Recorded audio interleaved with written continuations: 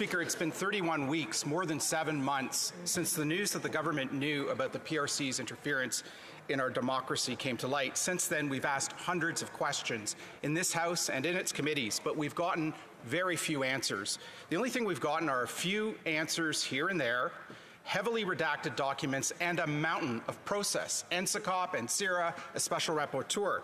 Will the Prime Minister commit to a public inquiry with the full powers of a public inquiry so we can get answers to exactly what happened? The Honourable Minister for Public Safety.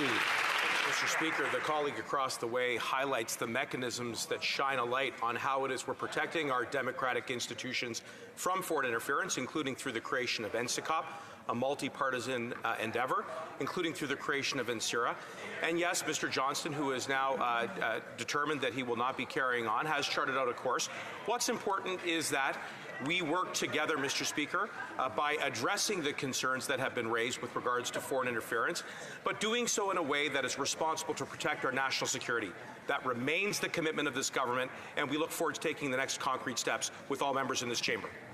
The Honourable Member for Wellington, Halton Hills. Mr. Speaker, on a related national security matter concerning the Winnipeg lab breaches, it was 2.5 years ago that this House of Commons ordered the production of documents. The government refused to comply with the order, then they hid behind NSICOP, and now finally, 2.5 years later, the committee that is looking at these documents has just been stood up. Mr. Speaker, we can't wait 2.5 years for more process to unfold to get the answers we need about interference in our democracy that affects all members and all parties of this House. So, will the government commit today to a public inquiry so this democracy and Canadians across the country can get the answers they deserve about PRC interference?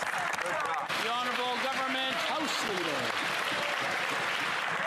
Mr. Speaker, when Justice Iacobucci and Justice O'Connor made their recommendations about critical changes that needed to happen to make sure that parliamentarians could see into every corner of government, the Leader of the Opposition, as Minister at the time, ignored that request. In fact, if the Leader of the Opposition had his way, there would be no way to look at any national security documents. What we did in Winnipeg Labs, Mr. Speaker, is offer all of the documents to be seen at NSICOP.